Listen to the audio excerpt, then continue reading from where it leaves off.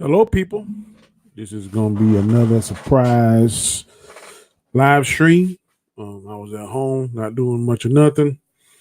Realized I didn't talk to anybody about Crisis on Infinite Earths, so I'm going to discuss that today. I'll give you a few minutes. Come on in. Come on in the house. The company is much needed and very much wanted. Very much appreciated.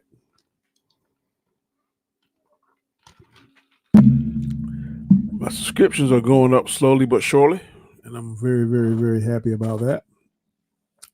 When I checked, I got 1,057, I do believe.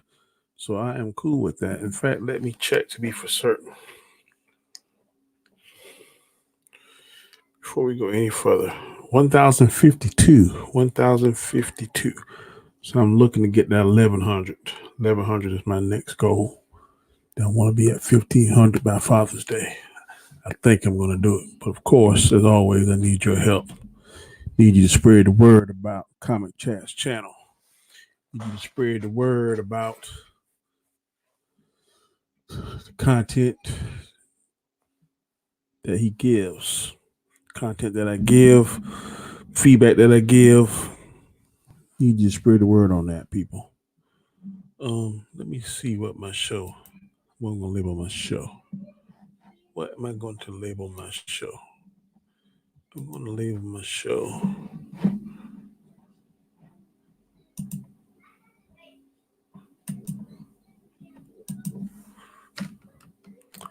What am I gonna label my show? I think I'm gonna label it. What should I label it? What should I label it? Live discussion crisis on infinite. No, I'm not gonna do that.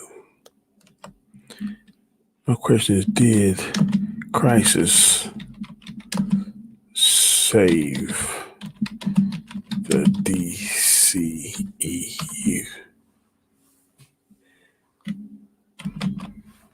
That's what I'm gonna put on here. Did Crisis save the DCEU? Okay. Excuse me. If you just joined my channel, come on in. Oh, no one come in yet, but like I said, this was kind of impromptu. But in case you decide to join me, as always, I'm going to ask you to do three things. First thing I'm going to ask you to do is always subscribe to my channel if you haven't done so already. Second thing I'm going to ask you to do is please hit that notification bell because I don't want you to miss any material that I upload in my future streams. And third and last thing I'm going to ask you to do is please give me a thumbs up, smash that like button, and also leave a comment. When you leave a comment, that lets me know that, first of all, you taking enough time to respond to my stream, which I definitely appreciate. And also, I want to hear what you think so I can respond back to you. I try to go back through all my streams, and if I see comments, I try to always make a comment, let you know that I appreciate that I'm listening to what you're saying, and that, man, I appreciate you coming in and supporting my channel. So please do those three things: subscribe, hit notification bell, give me a thumbs up, and leave your comments, man. Now, for those of you who have not seen Crisis on Infinite Earths, the last two episodes, this is going to be a full spoiler. A full spoiler. So if you have not seen it, then you don't need to be watching because I am going to talk about everything on Crisis. Episode 4 picks up where we saw Lex Luthor had somehow switched bodies with Kingdom Come Superman. And he was one of the Paragons. Wasn't the Paragon of Truth. But, of course, Lex doing Lex things. Trying to get the upper hand. Trying to swing the pendulum his way. So he'd come with the better hand. He'd be the last one laughing. I guess he who last laugh, last best kind of mentality he has. He has a clear understanding of that book of knowledge that the Monitor had and was changing history and stuff. So he was able to change a few things, give himself powers, and he was able to switch out with Kingdom Come Superman. So he tried to double cross Supergirl, and he tried to change the monitor because they did a backstory on the monitor, and we saw how the monitor went into the future and was trying to just went to the civilization, the age of civilization, beginning of time. Hey, what's up, Scott? Thank you for joining me, man. Yeah, let's talk about the crossover, man. It was good. The CW did their thing. I don't know why the DECU aren't picking some of those people brains so they can translate into the big screen. What's up, Terrence? What's up, Tremaine? Thank you for coming. I was just talking about. I don't know, understand why the DCU is not taking cues from the CW. The CW is knocking the stuff out of the park. They're doing much better in all aspects of giving us good stories. Now, if DCU get any sense, they don't need to do a Flashpoint now because the fact that Ezra Miller's Flash was on there, that could be their Flashpoint that was done on TV, DCU. Now the whole multiverse has changed and all the heroes are on one Earth. Now everything can be changed. Everything can be started new. So DCU needs to pick up with that in their movies and roll with that new information that now look, a restart button's already been hit. So all we got to do is just pick up from where they started on the CW and roll with it. They can come with a different Batman. Now they really don't have to go after Ben Affleck, which I wish they would. But they can hit the restart button and do everything fresh in the DCEU. Jermaine says the good thing is Warner Brothers runs all the DC stuff, which means we can get a lot of different content. I'm all for that. I am all for that. I didn't care for how Lex interjected himself in there. I didn't think that did anything to the storyline. I would rather see what Kingdom Come Superman would have done rather than Lex, but I guess he had to have a protagonist, so I guess he fit the bill. What's up, Darth Reese? Thank you for joining me, sir. I appreciate it. Like I said earlier, he kind of upgraded himself. He shoots some kind of beams. I don't think it was kryptonite beams, but it was some kind of beam where they were strong enough to knock out Supergirl. So I'm not sure what type of energy beams he gave himself, but he has energy beams now. Also, I like the transition of how Oliver became the Spectre, and he became kind of like all powerful, all knowledgeable, and he was coaching Barry through the Speed Force on how to get all of them back together. One thing I did notice, they barely use Batwoman, so I don't know whether that's good or bad for her series because she was used very little. She seemed out of place. Also, Black Lightning didn't seem.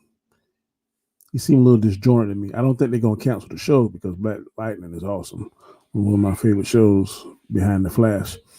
But he just seemed like I'm not sure. But Batwoman really seemed out of place. So I'm fearful for that show, whether or not it's going to get canceled or get picked up for a second season. Going on through the fourth episode, basically it was just a big fight. How the Spectre was able to fight with the Anti-Monitor and kind of hold him at bay while he shot out the new energy beam that kind of reignited the new multiverse. And then he made some changes because, if you follow the CW, the Flash and Supergirl were on different Earths, and a lot of the people were on different Earths. So now all of the CW family that we know, Black Lightning, Supergirl, Superman, Legends, all of them are on the same Earth. And then if you skip over to the fifth episode, at the very end, they show the Hall of Justice table. It has each one of their logos on the back of the chair, and you can, when they show the building, it actually looks like the Hall of Justice without the paint. And then they show Gleek, which if you watch Super Friends or Guardians of the Galaxy or the Challenge of the Super Friends, Gleek was the pet of the Wonder Twins.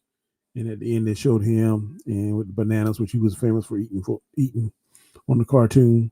So it did a lot of fan service. I definitely enjoyed it. I wish they would have showed the Wonder Twins. That would have been awesome.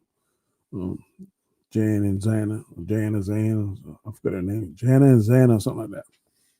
But that would have been awesome if they would have showed them. Um, Black Lightning said he won in part 3 of the crisis. If he didn't stop the machine, they would have died. Oh yeah, I definitely like that. Black Lightning played an intricate part in this, and I'm a Black Lightning fan. I'm just saying, on the last episode, he seemed a little like he didn't belong there when they were like giving homage to to Oliver. But I love Black Lightning. Tobias Whale, he kills it on there. Um, According to reports, Flash movie will have some kind of Flashpoint storyline. I don't know how they can reboot it because it's already been rebooted in the CW show whenever the two Flashes meet. So that could have been the official reboot. But if they do a good storyline, maybe they'll do another one. I just don't see. If it was me, I would go back and try to get Ben Affleck. I don't know if Robert Pattinson's going to be able to pull off Batman. I know some people saying I'm not doubting his skill as an actor, but I think you got to be a certain type of actor to pull off Batman. The ones in the past have been all successful to me, except for Val Kilmer. I think he was the worst Batman out of all of them. He is my least favorite. Tremaine says in the comics they had an entire issue in Crisis where the villains took over a few of the remaining Earths before the Anti-Monitor took them out. That's why my boy Lex Luthor came in. Okay. I'll roll with that, sir. Dominican Scott said, I heard that this.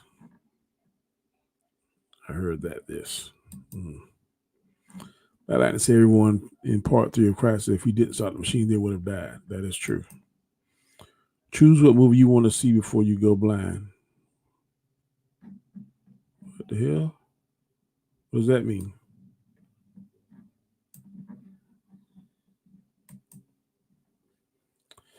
I heard this retcons the Barry's Flashpoint mistake. I didn't think of that, but it probably did. That's a good point. That is a good point. I'd be curious to see how what was Oliver's friend name? Black guy, I can't think of his name. Him and his wife, I think before Flashpoint, they had a girl, and then I think after Flashpoint, they had a son. Diggle.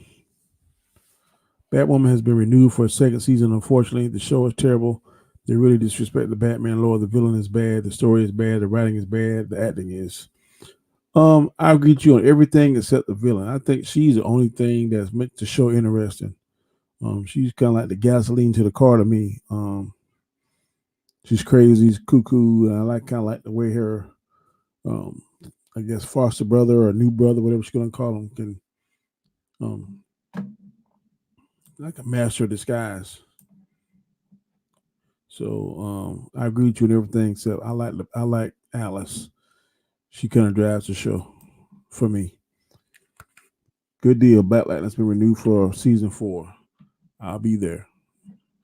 What's up with Black Lightning wife, man? She's tripping hard on that green light, boy. I mean, she's always been so prim and proper and try to do the right thing, and now she a straight up crackhead. How to get her now? I don't like that arc.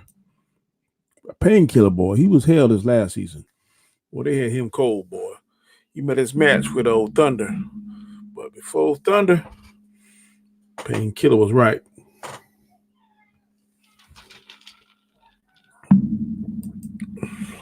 All the shows have been renewed except for Arrow because that's ending. Okay. Tremaine said that's right, but that's why they're going. That what they're going for. So Black Lightning feeding out of place actually makes sense based on that what they did for the show and what they did in the comics. Okay. United Thrive says, I don't watch DC or CW shows. You should, brother. CW know what they're doing. Legends kind of fell off for me, but I'm a big time Flash and big time Black Lightning fan, and I was Arrow fan. Only ones I'm not really. And the only reason I watched Batwoman was because I do comic book shows, movies, television shows, so I have to be able to talk about it. So that's why I watch it. But am I a fan of it? No. Does it have potential? They got to do a whole lot of retconning there. I know Batman was a rookie at one time, but she is like she can't do nothing right. I know her sister done saved her twice. She's getting her butt saved all the time, getting in trouble, getting over her head. So it's just kind of I don't like it. I'm kind of like what you mean. I don't like how they did the Batman lore. The only one Batman in my eyes was that George Clooney. He was just George Clooney, not Batman at all. There's no difference between his Bruce and Batman. Yeah, he didn't change his voice, so I agree with you on that. But I don't like Val Kilmer. Val Kilmer Batman to me was just stiff. I did not like his Bruce Wayne. One reason why Batwoman has been renewed is because HBO Max. Are you getting HBO Max? No, I'm probably not getting HBO Max unless they got some awesome show that's going to come on there. I'm hearing something about maybe Green Lantern. If Green Lantern is good, I may have to get HBO Max. I'm hearing that Green Lantern is going to HBO Max. If Green Lantern is on there and they introduce Sinestro, and I'm hearing a lot of good things, I may have to get HBO Max. But right now, it is not my intention to get HBO Max unless they get some cartoon or some comic book character on there that's kicking butt. Then I probably, if they put it all at one time, I'll get the free 7-day subscription and binge watch it and then cancel it. But if they do it one at a time, then I may just have to bite the bullet and go through the first season and then cancel it. Unless they just have excellent shows on there. Alice is so much better in the comics. In the context of the Batwoman show, she comes across as someone trying to be evil, but it doesn't feel natural. I think they really mess up this character. I'll give you that. It sounds like she's trying to push the envelope on some things, but I think the script is a lot of it too. She don't have much to work with. I think the lady that plays Batwoman is awful. I think she is an awful actress. Or maybe I'm just a little biased. So I'm really not impressed with her at all.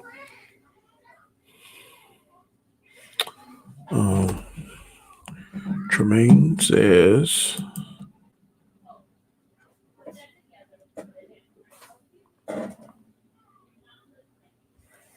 some like Alice and Batwoman, but I'm one of the many individuals that don't like how they interpret a character. You really like Alice from the comics. I'll check into that, bro. Time permits. What's up, Purple Minded? Ready for the show tomorrow? Boondocks. A new Boondocks is coming to HBO Max or the old one? If a new one is coming, then I'm definitely going to watch it. Boondocks was the shit. But if it's an old one, then I'll just YouTube it. But if there's a new season of Boondocks coming, then I will be there. Ian, the villains on the Gotham show, would kill Alice and everyone on that show in about 2 seconds. Even the small villains on Gotham. It's too much for anyone. It's too much for anyone on Batwoman. Yeah, to me, the Riddler and the Penguin were awesome on Gotham. They were my favorite. Behind the Joker, the Riddler is my second favorite bad guy in the Batman universe. I've read some of his books, and the Riddler, man, that is one sick individual. You think the Joker is sick?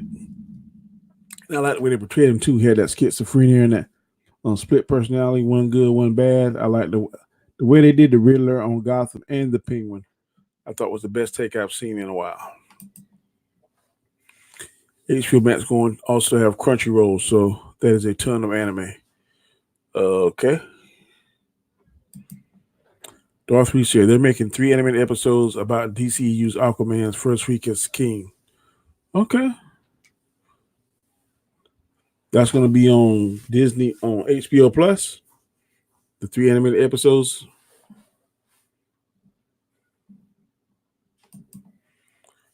Yeah, I did watch some Arrow, Flash, and Supergirl, and I am going to watch Supergirl on CW because it's on DC streaming service. it was supposed to be on that service. It would be on both networks. If they are doing a new Boondocks perp, I'm probably going to have to get that because Pop and Louie, Riley and Louie, Huey and Riley and Pops. My favorite episode was a pimp called Slickback. That was my favorite one. So if I can see some more Slickback, a pimp called Slickback, I'll definitely buy that.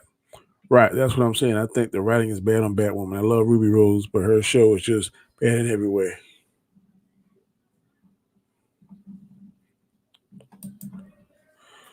Yes, a new Boondocks. It would be a reboot. Okay. It's a shame they gave Ruby Rose bad material to work with. She was awesome when she debuted doing the Elseworlds. I agree. She was better on there. I don't know who wrote that, but on Batwoman, she just seems weak and out of her depth.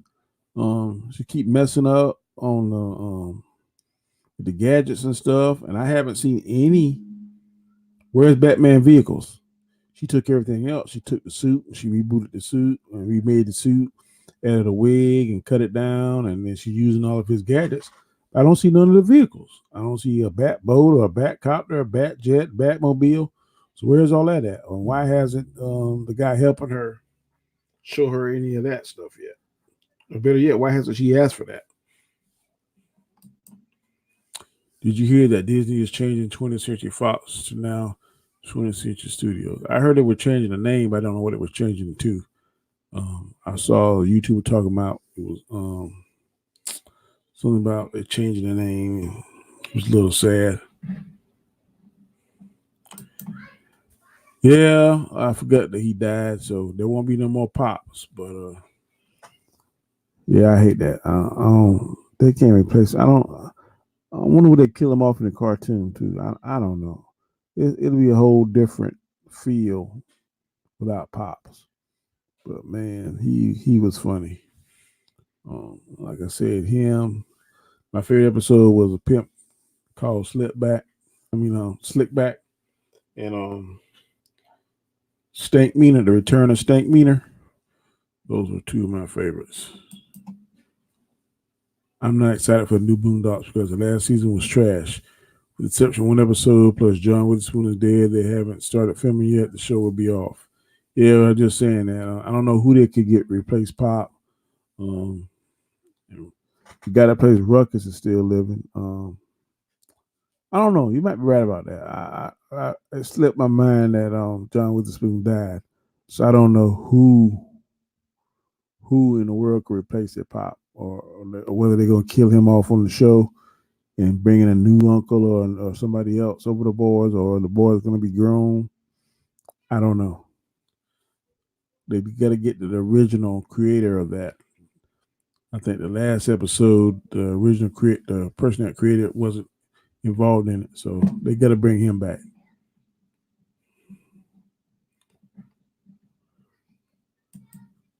The Magnificent was my favorite. Man, all the Boondocks was funny. I remember the one where the DA was scared he's gonna get to prison and drop the soap and get raped. That was funny. And then the one the trial of R. Kelly was funny. So man, it was a lot of good stuff on there, man. On the camp, I remember the episode when Ruckus had all them as like slaves in that circus or something, and he was the slave master or the ring master, whatever.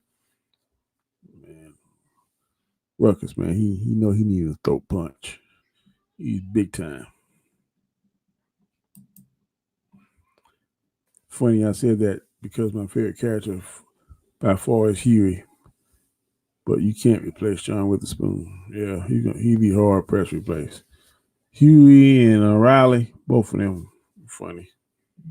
But since Regina Bell, Watchmen show she's on got canceled, then she should have some free time to pick up her roles as Riley and Huey. I hate that for her because I'm a big Regina King fan.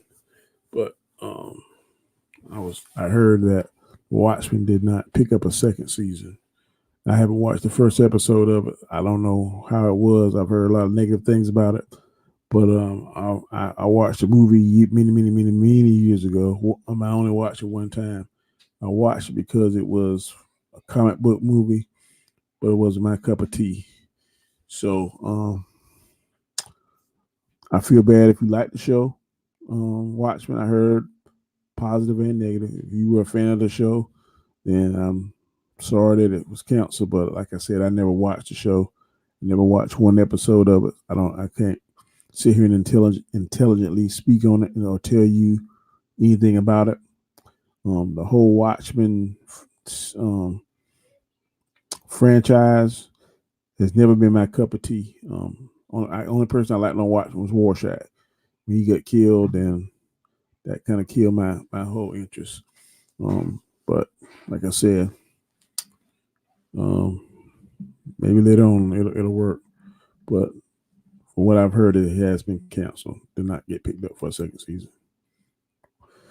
How would you rank all the parts of Crisis? I thought it started off a little slow, but the last two were definitely better than the first three to me. First three kind of set it up, but I think they were able to see their mistakes or shortcomings from the first part of the Crisis, and they beefed it up and made a lot of fan service and fan stuff and Easter eggs in part 4 and 5. The way they ended it to me was totally awesome. Only thing I would have added was, like I said, the Wonder Twins. But I love the fact that the heroes are now on one Earth, which they call Earth Prime, and they've created another multiverse. They even had the old Green Lantern that movie sucked, that starred Ryan Reynolds as Hal Jordan. They had that in the new multiverse. So they're opening themselves up for a lot of stuff.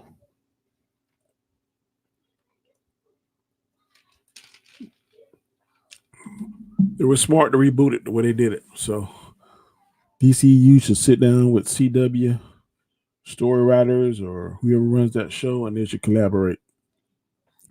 Right now, DC is in a position where they can make up a lot of ground at the MCU. I'm curious to see how this Black Widow is going to be, because I'm hearing Kevin Feige say there's going to be some things in there that's going to totally shake up Endgame. So I'm curious on what Black Widow is going to be.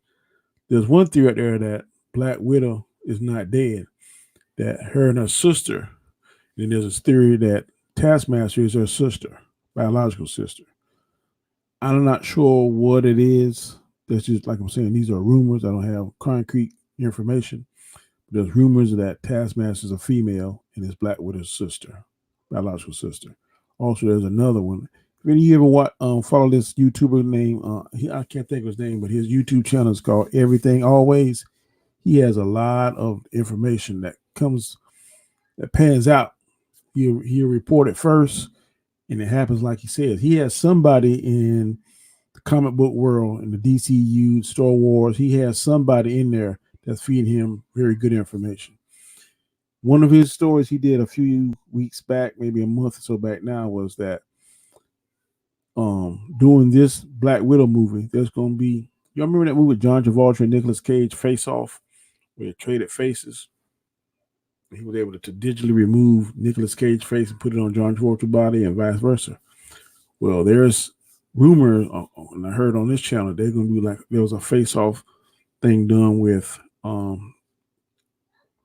Natasha and her sister. But when my buddy said, well, wouldn't the Red Skull be able to tell that wasn't Tasha?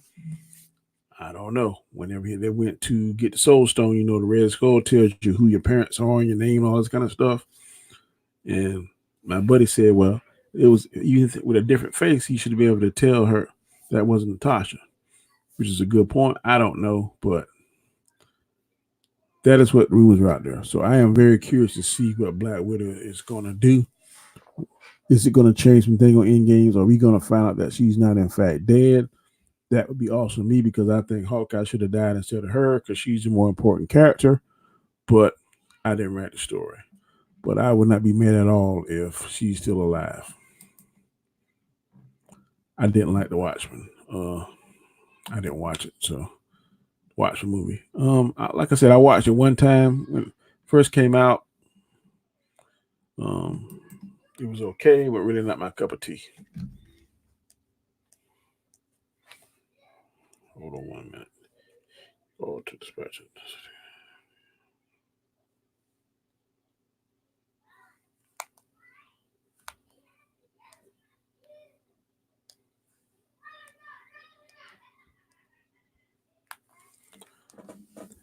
The ending, Tremaine said, the ending to the Watchmen series pissed me off because it didn't make sense. If you read the comics or even in the good context of the show, overall the show is really good. Is the show racially divisive, Tremaine?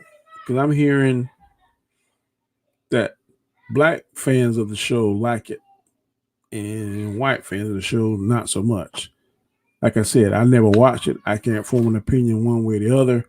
It's just when I speak to my friends and um, people who have watched the show, it seems like uh, blacks like it more than whites. That's just the easiest way to say it. Like I said, I don't know.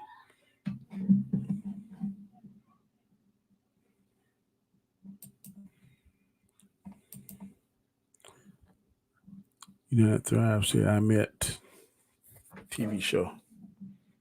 You met TV show? Okay. Yeah, that's I sort of like The Watchmen. Like I said, I never watched it, so I couldn't tell you. How do you feel about Lex being good now? I don't think Lex is good now. I think Lex is just buying his time so he can do something dirty and sneaky again, and then he'll try to do something dirty and sneaky again. Because he got those powers still. So I don't trust Lex.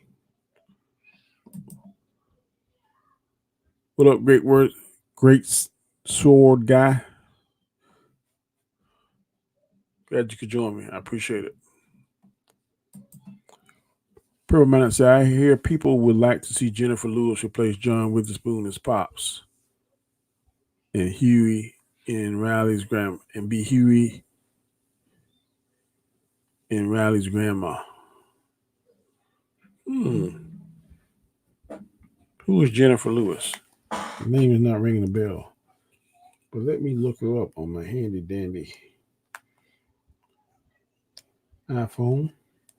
Will tell me exactly who Jennifer Lewis is.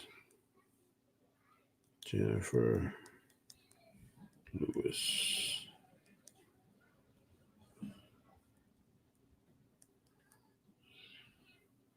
Picture.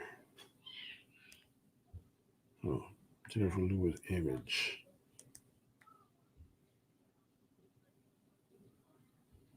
Okay. Yeah. She might be could pull it off. She might be could pull it off. That's the grandmother for Blackish. One that plays on Blackish. I like her. She has good chemistry with Lawrence Fishburne. Yeah. She could do it. She might be the only human. I'm going to coin one of Tremaine's words. She's the only human that could pull it off. So that would be a good idea, Perp Man. If they was to get her, I would definitely watch it because I think she could pull it off and she could be funny, just like Pop was.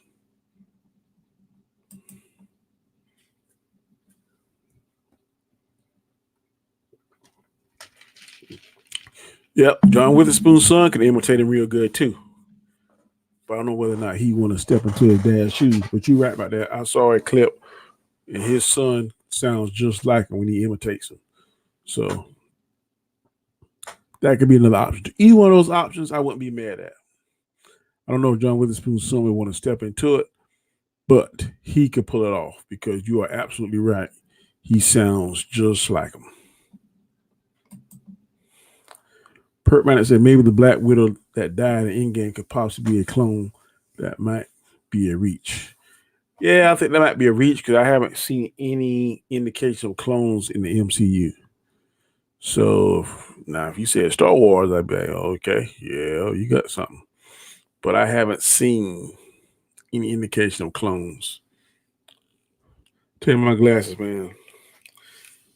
I keep putting them up because I guess I'm farsighted. When I take them off, I can see things up close. When I get them on, it's blurry. And I was too cheap to put the bifocal in the glass. I just bought it about 3 weeks ago. So when you see me pull them up, I'm trying to see something close. But when I pull them down, I can see stuff far away. I can see the writing on here, and like freaking bionic man, boy, I can see the daggone the next state that I'm on. But seeing something up close right here, I have to pull them off, and it's aggravating. And then it'd be fogging up and be all dirty. So that's what it is. I wonder if HBO Max Green Lantern show will be connected to the Arrowverse. I don't know. I hope it's good, because if it's good, then I'll spend the money to see it, because I cover that kind of content, so I would have to see it. But I hope it's good. I hope the show will pick up from where the Green Lantern movie left off, because I'm curious to see how Sinestro does once he get that yellow ring. We know in the comic books on the cartoons he's badass with it, but I want to see live action. And TV show probably could give a lot more backstory than the movie can, because they make it 20-something episodes like they do everything else. Then we can get all good juicy stuff in there about when he put the ring on, did he instantly went? Did he go back and forth between green and yellow, and then they finally caught him, or did he went straight yellow once he put it on? I'd be curious to see that.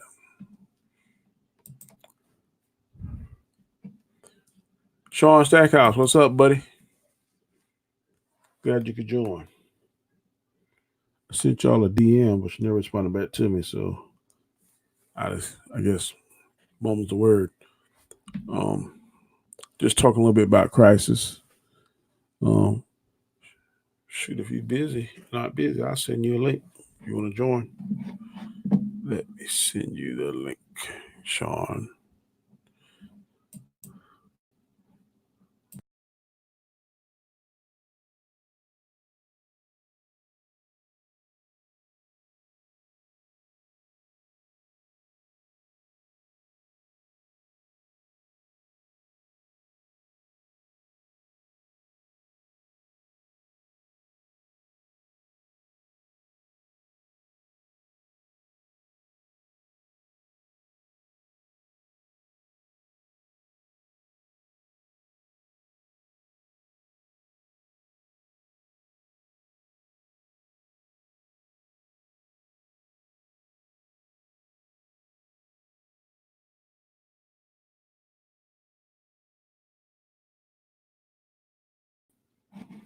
Sorry about that. Hold on 1 minute, people. I'm trying to send Sean the link. See if you want to join me.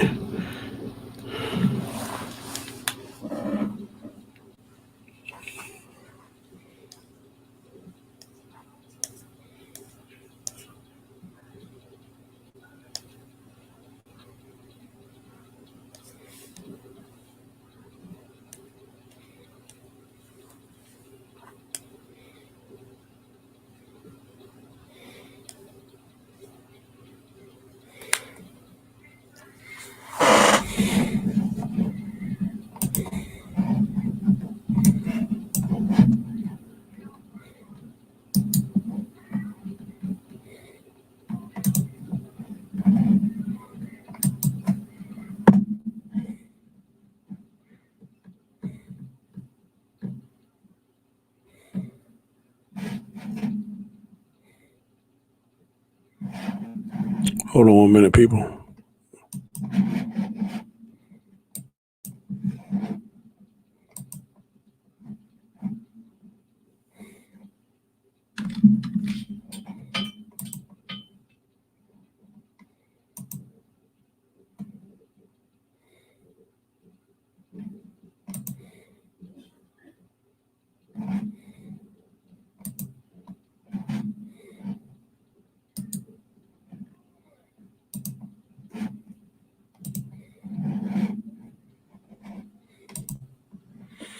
All right, I'm back. I just sent you a link, Sean. If you're not busy, you can join. Sorry about that. Dominican Scott say, if that's not the real Black Widow in Endgame, I think that will divide people. I don't think so. I think people were divided a little bit because I know I was divided because I didn't want Black Widow to die. I would much prefer Hawkeye. And talking to some of my friends and people that watch it, that kind of felt the same way. Because you lost two of your most important characters. Well, not most important, but you lost two very important characters. Tony Stark, I definitely didn't like him dying, but I know it was necessary to drive the story. And I know the financial stuff behind it. But then Black Widow too. If I lost Tony Stark and Hawkeye, I wouldn't felt as bad as I do when I lost Tony Stark and Black Widow. So that's just me. That's probably a little selfish, but that's how I feel about it. Sean Stackhouse, come on up. You're the next contestant. What's good, my friend? What's up, man? What's up, man? Just kill a little bit of time, man. I had a free afternoon. StreamYard told me you have used 13 hours and 45 minutes of your 20 hours. So I renew tomorrow, so I get my 20 hours back. So have you thought about taking out the monthly thing for it? I thought about it, but I don't think I'm gonna use 20 hours. I mean that new endeavor we talking about. But yeah, well, that's what I'm thinking, because with that you can like that new intro that I came up with, you can throw that up there for like your stuff, and I can do an outro for you and a bunch of different stuff. Okay, I didn't know that. Well, I would definitely upgrade then. Because I uploaded it to a lot of the stuff like that I have right now, like my Justice League or my Crisis intro and stuff. I had to downgrade the quality, but this thing was so short, I was able to upload it to StreamYard in 1080p, so it looks really, really good. Okay.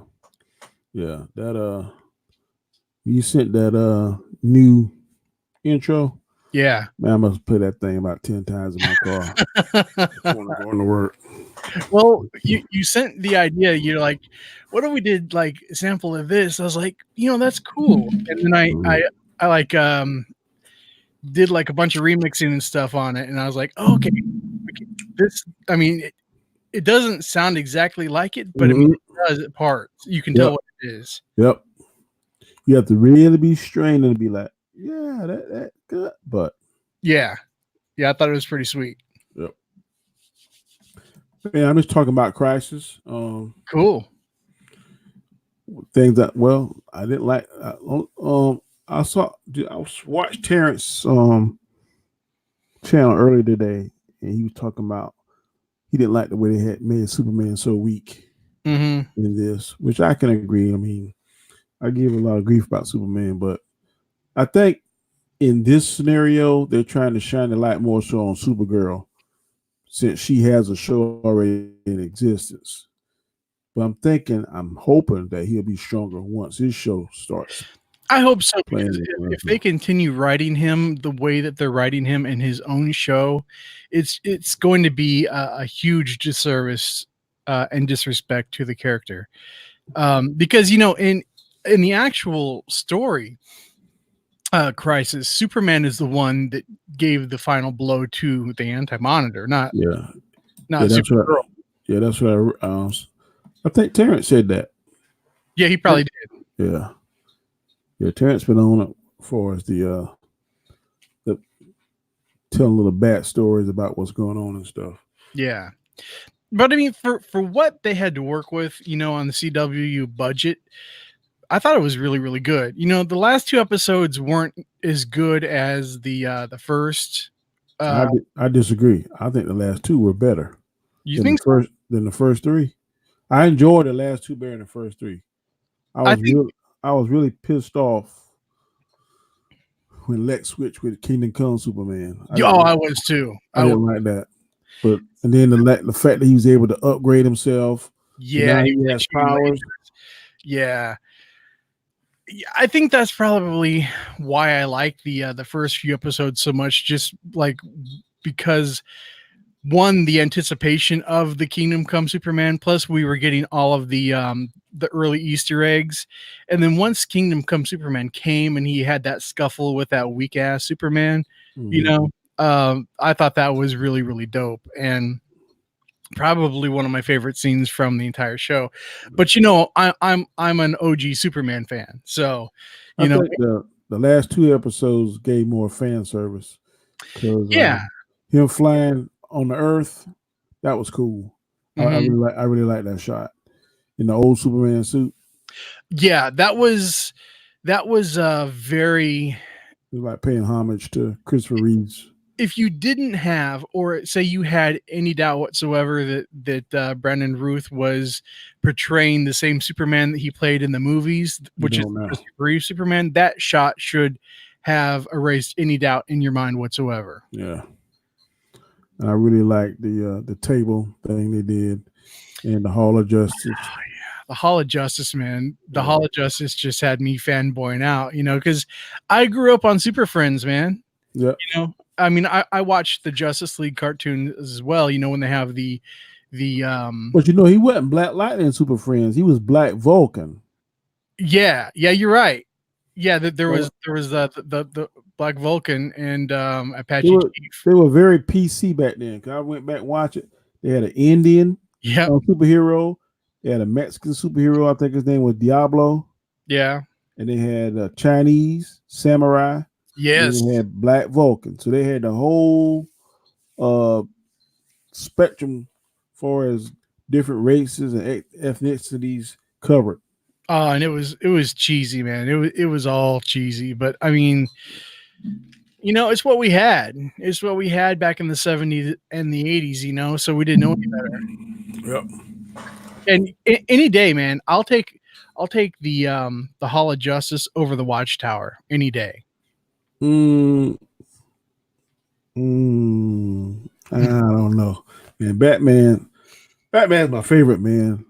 On Super Friends, man, they made Batman kind of weak. Well, yeah. He wasn't as smart. Superman was the main, and I don't have a problem with Superman being the main back then. I don't. But after seeing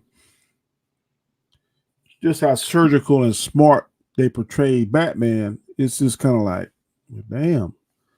I know Superman is the Man of Steel, and he got out, but if it's brains versus brawn, it seems like brains wins all the time. Well, Because Lex Luthor, as much as we hate him, that sucker was able to figure out that damn book. yeah, he was. And kind of saved them at the end a little bit. He even went back and like was trying to jack with Marnevu, you know, and saying, "Hey, you know, I know how to fix your machine. You know, don't do this. Let me go with this." And then until Supergirl like busted through and like threw him through a wall or something. Mm-hmm. But yeah, man, it was.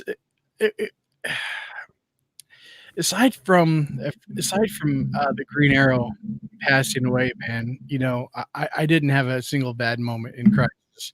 You know, I loved that portrayal of the Green Arrow. Yeah, I like him better as I like him as the Spectrum, man. He's just like super calm and cool. Yeah. And then he was wearing a Jedi robe at one point. Yep, that would look like. Yep.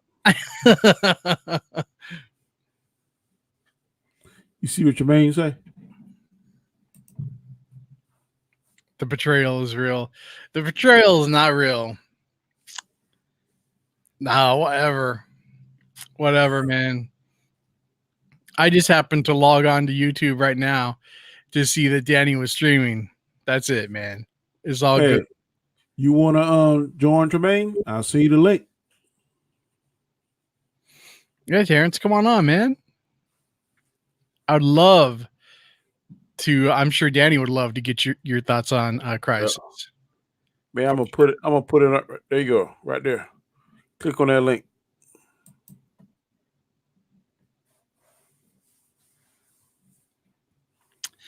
So yeah, it was something, man. It was something. I'm wondering what the next one's going to be. And somebody asked a good question early before you came on here. They said, did this multiverse fix Barry's Flashpoint? Did it correct his Barry mistake in Flashpoint? Because you know when he did Flashpoint to CW, it messed up some of the people's features and stuff. So I well, I don't know, because we to really know for sure we would have to see John and Delight, because they originally had a daughter, and named her after Sarah. There's Terrence. What's up, Terrence? Hey, what's up, guys? So they originally had a daughter and named her Sarah after Sarah Lance, and then Barry jacked with the timeline, and then I think they ended up having a son. Yeah. So I don't remember exactly how many people got jacked up because of Barry's. Yeah, I know Diggle Child. Yeah. I think he had a son and it was a daughter, either vice versa. Yep. And something else happened too. I can't remember what it was. Cisco's brother or something died. Yeah. Oh yeah. And then there was also a lot of unseen stuff. Like they didn't show us a lot, but it was very much implied that it went beyond the characters that they showed us. Sure. Yeah. But I'm waiting for the next one. I don't know what the next big crisis is going to be, but it kind of shot itself in the foot because there's no need for a crossover now because all I'm on the same planet. But the next big crisis that's coming, I'd be interested. Well, I read that they're already planning it. Which I would assume that they would have to. I mean, each crisis or each crossover has been bigger than the last. You know, I don't see how you're going to cross or top Crisis with the next one. But you know what? I mean, so far they have my trust, except for a couple of trash characters, like Batwoman, I think what we might see them go to, I can't think of the name of Freeland, where Black Lightning's at, because right now he kind of got his hands full with the Markovians and Green Light and all that stuff. Yeah. So we may see one or two of them over there helping him out. Well, I mean, to be honest, we've had like the annual crossover since the beginning of the Arrowverse. Like as soon as they introduced the Flash, yeah. And really, when it comes to crossovers, there is nothing bigger than Crisis in the comics. So like, what you would have to do is not so much from a writing standpoint try to make it bigger than Crisis, because you can't. You just have to make something good. You pull from an event that calls for a team up. Right. And in terms of what Danny was saying with Black Lightning stuff, what's going on in Freeland with the Markovians, that is a very big deal. But I think that because this current season of Black Lightning isn't over yet, I think he's going to wrap that up on his own. And then there's a possibility that it might bleed over into season 4. But I think that Black Lightning and his family, and if they implement Tobias well, because he got his upgrades, I think they can handle the Markovian situation. And then if it does end up where there are some metahumans left, then maybe, they can use that as part of the next crossover, that, you got an army of metahumans and they have to team up to stop them. Well, let me ask you this, Terrence, because, Black Lightning is a little more grounded in reality than the other DC shows, and so that's originally why they didn't connect it. So how do you see Black Lightning fitting into the future, since they're all on the same Earth now? Do you think Black Lightning is going to change course as far as the way it's written? Do you think it's going to stay grounded like it is? I just don't see how it's going to fit. I can answer that. Well, I think I can. Okay. Well, you go ahead first, Danny, and then I'll. Black Lightning is associated with Batman in the comic books. I'm reading one of the things now. It's called Batman and the Outsiders, And Mhm. Black Lightning is kind of like Batman's protege. Mhm. And Yeah. so I'm thinking that they're going to use him more like coming in. He's going to be like an honorary member, but not really a founding member on that in that table. I Okay. think when the stuff hits the fan, then they'll call him in because he's kind of, according to a couple I read, he's kind of like got his own little team that he's developing, which probably be his family, his daughters. And Right. then whenever something happens that's really major, because if you remember, he didn't realize that the earth was in such dire needs at sometimes because Yeah. he's still in his own little bubble. So I think Right. once he gets more exposed to the universal and the cosmic world, then when stuff really hits the fan, then that's when they'll call him. Maybe since he is kind of related to Batman in a lot of ways, maybe they did this to incorporate him a little bit more, like guest appearances, maybe into Batwoman, so that maybe they could improve some of the storytelling that way. Because If I'm not mistaken, is a comic book or either one of the Justice Leagues where they made Black Lightning the head of the Justice League. oh really? Well, like with well, here's the thing. Like I think with Black Lightning, because he is often associated with the Justice League. So when we saw at the end how they pretty much formed the TV version of the Justice League, you can bring him in on any of those shows. I think he would be better suited to appear on something like The Flash or Legends of Tomorrow, like something more of a grand scale. Because Batwoman's show, like if you were to bring Black Lightning in, he would just overshadow everything else because everything on that show is just bad. So what you would end up having is, oh man, that was cool when Black Lightning, and we won't be talking about people like Alice or Batwoman at all because we're just not going to care. We're just only going to care about what Black Lightning is doing. To where if we Right. have him on The Flash or Legends of Tomorrow, Green Arrows and the Canary, like something more on a grander scale, we know that they're going to use him in a meaningful way that won't upstage the other characters, but they will all complement each other for whatever mission that they have to take on at the time. Well, also, since we have the Hall of Justice now, I mean, if they are to follow like DC continuity, someone has to be the leader of whatever they call their group. I'm sure it's not going to be the Super Friends, or it's not even going to be the Justice League. I'm What sure. was that emblem on the table? I didn't recognize it.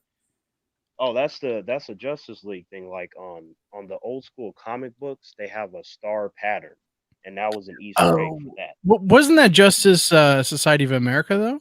Yeah, I thought it It was was, like but it I was thought it was a also but it star was and also stripes. Justice League. Yeah, Oh, like okay. it was on both. Like It so, was it's an it was the Easter egg for both OG, of them. like it was like the early on Justice League. Correct. Yeah, so that's actually a thing that's been around for quite some time. So when you track it back, it's very much there on a lot of the covers of, the Justice Society of America and the Justice League. Sometimes in like a small way or a big way that it takes up the whole comic book like from top to bottom. So like I thought that was really nice that they put that on the table. Like I caught that immediately. You think they may go to the later on down the road do the Hall of Doom and have the They Hall of have Doom to. verse? They have to. Um Think Lex is going to form the Legion of Doom? well, in the context of the Arrowverse, I mean they do have their Lex Luthor, and there are other ones that we have yet to see. But something like the Legion of Doom is really big, so I don't know how much they would do that on the Arrowverse, like because I remember in Smallville they showed the Legion of Doom for like 5 seconds, and it was like all of their core members, but Mhm. it was just a shot. Like they didn't do anything with it because Warner Brothers often feels that they're too big for the TV that they would use them for a movie, and with the comic Yeah, book keep in history, it's mind like though, yeah, the Terrence. I Legion of Doom mean, is they big. they they foreshadowed Gleek, which also foreshadows the Wonder Twins. So, I mean, they could very much be moving more towards like a, and I say this kind of jokingly, but then again, you never know. But they could be moving like more towards like a live action version of the Super Friends. More so movie like in the future. To where they're like always they have their separate shows, but they have like their Hall of Justice, and they have their base, and it would make sense for the villains to have their base. Yeah, but to be fair, like we did see the Wonder Twins on Smallville, so Oh, we like did, and it was if awesome. they were to appear in the Arrowverse, we've that's not unprecedented. So I No. like, don't. I but don't remember the when the twins on Smallville. Oh yeah. yeah, they had an entire episode, and they were like big fans of the Blur, what they called him at the time, when he had Mhm. the black with the trench coat and the white S on his chest that was supposed to symbolize the black suit Superman. And they turned And to like ice and an animal. Uh, no, no, I they don't they think so. just used some surface level powers because for their budget that would have been too much. But they made sure to let us know I that they got you. were the Wonder Twins, I gotta go back and check that out. I can't remember that. Man. and and they were kind of like some criminals in a sense. Like Clark was he was the one to lift them up and provide them with motivation, which is very much in line with what Superman has done throughout the entire DC history. So I mean, Smallville had like cameos from pretty much everyone. I mean, Yeah, I remember Mixoplex on there. there was Doctor Fate, there was Zatanna. I mean, Yeah. Wonder Twins. I mean, yeah, they, they they, they had they had about 20 heroes appear on the yeah. I mean, show. they even had Hawkman. You know, Yeah, And then the last show they showed like a shadow of Dark Side. That's who that's supposed to be yeah, right, on that very last episode. yeah. He right. embodied Lionel Luthor, and which was kind of cheesy, but yeah, it was supposed to be Darkseid. Yeah, because I mean, like our like when it's kind of like when they introduced Doomsday sort of through Davis Bloom in Smallville season 8. Yep. Like I already knew that they weren't really gonna show him because I mean to have Superman fight Doomsday, like just to have them throw a few punches to go through one building would already take up their entire budget. So I'm like, if anything, we're gonna be lucky if he shows up and he throws one punch, but they're gonna find a way to not so much kill Doomsday, but make it to where we know that we're not going to see him for a while, which is pretty much what they did. Yeah. But I mean, I have to say, even though there wasn't a whole lot of action between Clark and Doomsday, I mean, that costume for Doomsday was pretty much on point. I mean, it's sad when the costume for Doomsday in Smallville looked better than the CGI version in Justice League. No, Well, that's the because the that wasn't Doomsday Doomsday. on the Doomsday on Krypton was Oh on yeah. point. Yeah, well, Right. yeah. I was just about to say that the Doomsday on Krypton is the best looking live action Doomsday we have It is ever gotten. the most comic book accurate Doomsday. And also that Brainiac was on point too. Oh, absolutely. They completely snatched him off of countless DC Yeah, covers, but like he just right What off the weird. what do you think of Lobo? Lobo was well, here's the thing with Lobo, like you take in consideration that just the character is complex in nature with the way that he works. So when I look at how they introduced him on the Sci-Fi Channel, I'm like, well, they're going to show the more weirder stuff because that's what the channel is known for. Yeah. So in terms of him losing his limbs and regrowing them and him I didn't know blowing he off had his that own head, power. I yeah, never yeah, he That's why he's yeah, the yeah, main man. I've never seen yeah. that in the comic books though. I've never seen him lose a limb and then grow his whole body from that limb. I've never seen that. Oh, That's they why they that's they why got him, Lobo does man. not give a crap about what happens to him. He will go into any scuffle at any time because he can regenerate.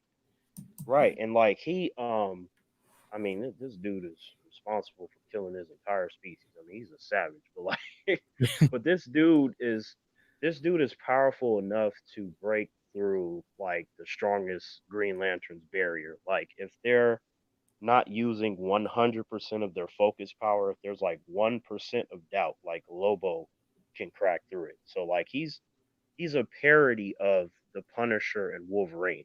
Yeah. So that's where his character comes from. So the craziness and all that, you're like, oh, okay, he got that from Punisher, this from, and then from Wolverine and his healing capabilities. Um, so yeah, the character to me in the context of Krypton, I thought was really cool. They had his personality down, his regenerative capabilities, his whole, just his sassiness. Like, you don't know who I am? Okay, let me shoot you in the face. Like, you should know the main man. Yeah, Um, exactly. so to me, like, I don't have any issue at all with what they did with Lobo. In fact, though, when they were saying that they were going to do that spin-off series with him, like, I was like, I was please looking do forward to that. that, man. Please do that. The You know. not off the top of my head, in the DC lore, the only people that I know that Lobo won't step to, um, is Superman, Wonder Woman, and Darkseid. Not true. Like, Lobo has stepped to Superman plenty of times. In Well, fact, he like, when I say step to, I mean, like, yeah, he will, like, get up in his face, but Superman will put him down. well, Wonder yeah, Woman will put him down. Darkseid will put him down. But well, look, I don't but mean that but to be fair though, like, he gets back up and he continues fighting. yeah, but I don't mean it in the sense that Lobo is afraid, to take on anybody. But I mean, eventually those three will put him down, and Lobo will get on his bike and just ride off again. Well, I mean, if he's getting jumped, like, he will only retreat to come up with a better plan, and he will return. I mean, he did True. take on more than 30 Green Lanterns at the same time with a smile on his face, and Yeah. like, so, and then when the Justice League was there, the first person he punched was Superman in the face, and he sent him flying back pretty far. I mean, Yeah, like, that's a mistake though. That's a mistake. Anytime that the first thing you do is punch Superman in the face, you know that your outcome's not going to be good. well, I mean, but the thing with Lobo is, See, Danny's shaking his head. Danny's shaking his head, but I mean, in the realm of DC Comics, Terrence can back me up. There are not many. There is maybe like 3 people in DC Comics that can take Superman. well, I mean, Superman has been defeated by Thank you, a lot of Terrence. DC characters. Like, he's been Yes, defeated, Thank you. but like, so it's not like, if Superman shows up and he says, "I'm going to kill you," and that's it, then sure, there are only a couple of people that can be able to handle that, and we can take it seriously. But mhm, on his best day, like, Superman's biggest problem is that he's too human because he was raised by some of the best humans on the entire planet. So, like, absolutely. his emotions are his downfall because he won't use his power most of the time. Like, he likes to negotiate, and Hmm. then if he can't get to you, then he'll finish you off. Whether that means that he'll kill you or he'll put you somewhere where you're locked up. But like, Superman delays a lot of stuff. So the people that beat him, like I've told plenty of humans, are not so much that most of them are stronger than him, because they're not, but they're smarter than him and they're ruthless. Like, That's the just what I problem told with you earlier. somebody, right? Like, the problem with people with power is that, sure, you know what they can do, but sometimes it won't matter if they don't use it. You know what I So mean? So, Terrence, but who's that's the most my man. Like, who's he's my boy, but like, sometimes, he does some stupid stuff. right? Like Yeah, my boy, why would you come to my Earth boy be and doing some tell stupid stuff. I get why would you come to Earth and tell everybody what your weakness is? That was dumb as hell. I can't see right. through Like, I can't see through lead and kryptonite to kill me or hurt me. Well, not seeing through lead is not really a weakness. I mean, Yes, Superman, it is because Lex Luthor start making it all of can't his hurt him. demons and stuff. It It, can't hurt him, but it can but, not let him o- see that he's walking into danger. okay. Well, here's what I'm gonna say, because to me, this was like a standout moment in all 5 parts of Crisis. It wasn't a fight scene. It wasn't a cameo. It was a simple conversation. When Lex went up to Supergirl and she made it sound like she was gonna destroy him, he's like, no. When it comes to a contest of Brain intellect over over power, like, intellect's brain gonna over win every bond. time.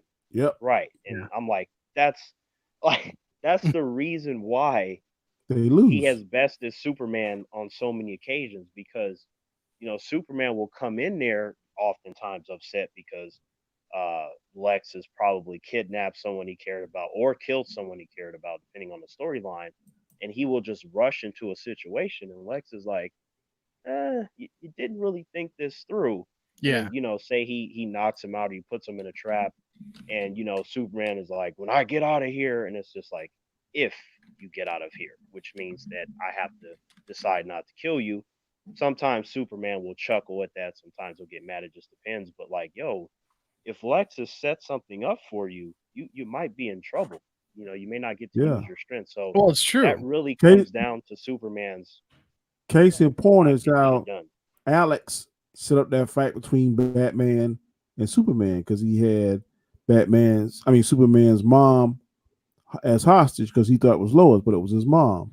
So he Mhm. made Superman do what he wanted him to do and go over there and fight. And the only reason he didn't get, well, you say he can't die, but the only reason why he didn't get put into a coma, a kryptonite coma, is because they had the same mama's name. And when he called out Martha, that gave Batman cause. And that was the That's why I've worst. always said Batman is the most dangerous man in the DCEU because he's the smartest.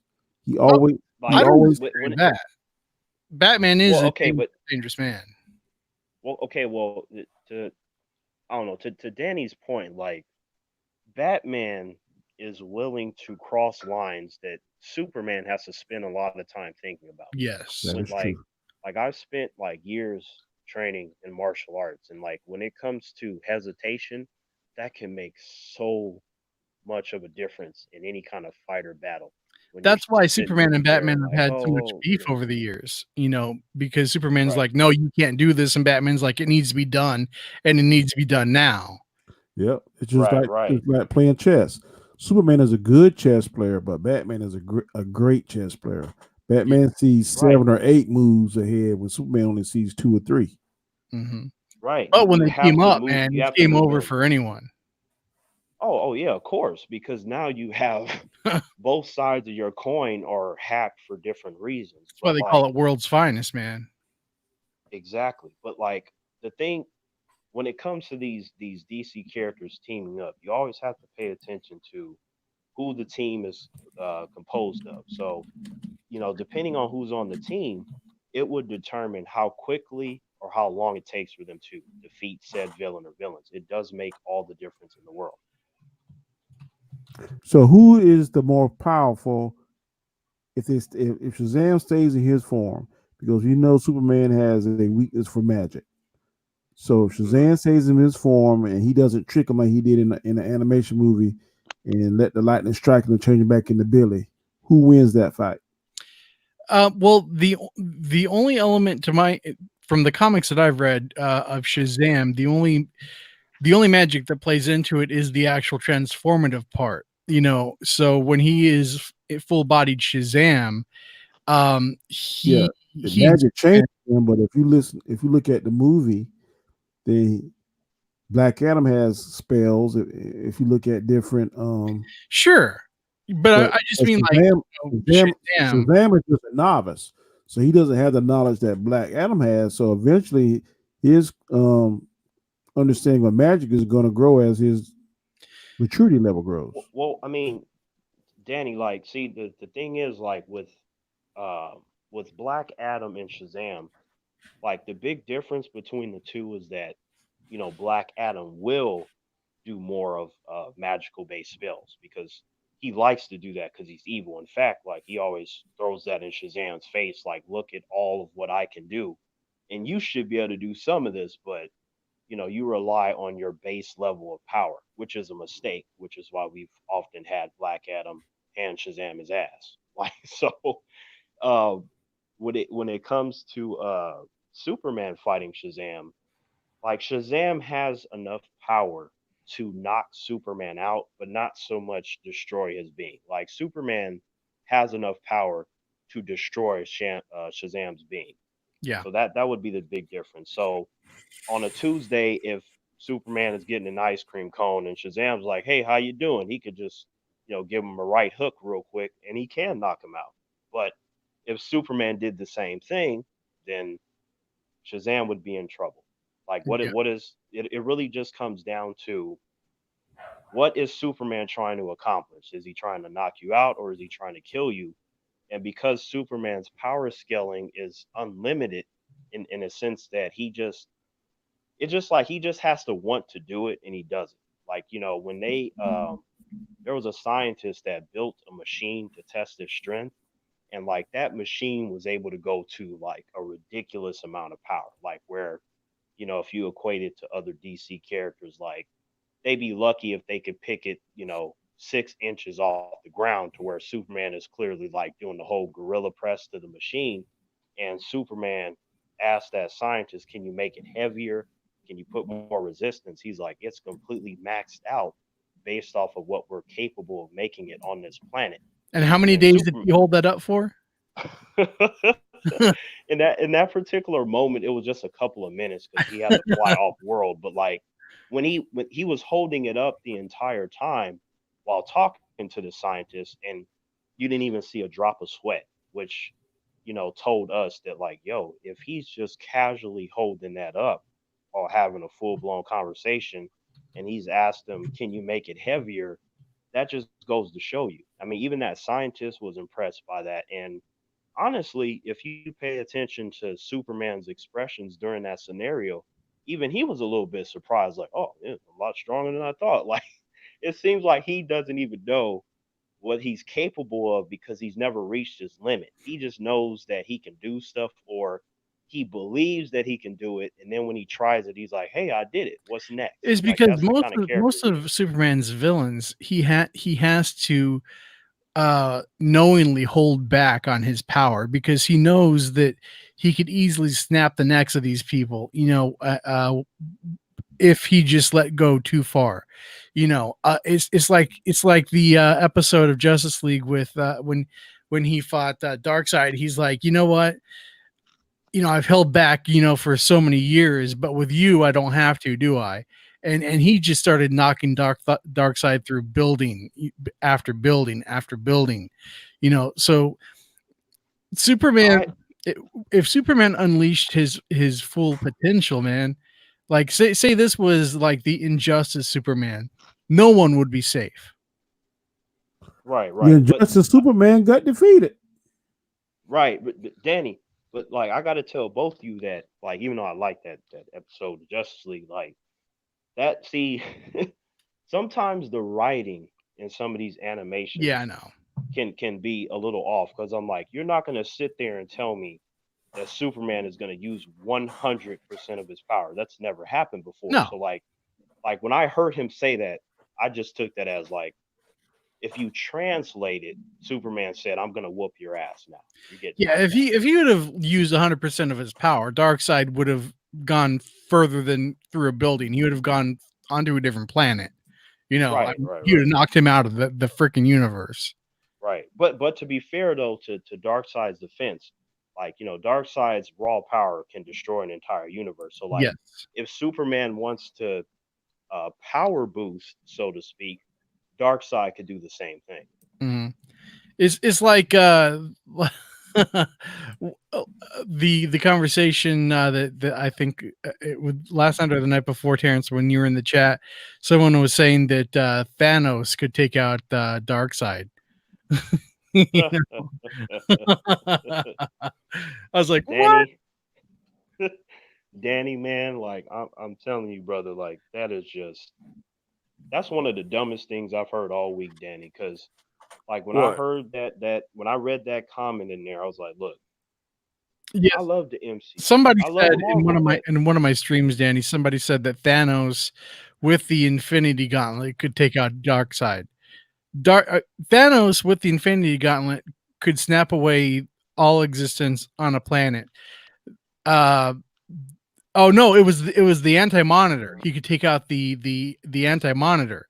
And then Terrence and I were like, the Anti-Monitor can get rid of entire worlds, like that. The entire multiverse is gone. The Thanos would not be a threat to the Anti-Monitor. no, because nothing gets worse than that. That's why, Even like, even with the snap, I mean with the Infinity Gauntlet. Yeah, because even with Nope. the Infinity Gauntlet, all he could do is take out the entire population of one world. No, no, The no. No, He Anti-Monitor can no. He took out half the population of all creation. on yeah, that he planet. took No, no. he took out half the population of that universe. First, yeah. But like, but he but see, here's the thing, like, because in the comic storyline, like he only used like maybe 30% of the Gauntlet's power in an attempt to impress Mistress Death, who he wanted to be with, because she just didn't care about him. And he was like, "What about if I take on hundreds of heroes and I don't even use that much of the Gauntlet's power? Like maybe you will see how powerful I am, and you will be with me." And just to let you know that never happened. So he completely wasted his time. But with like 30% of the gauntlet's power, he was able to like mess with people's molecular density and make people explode and stuff like that.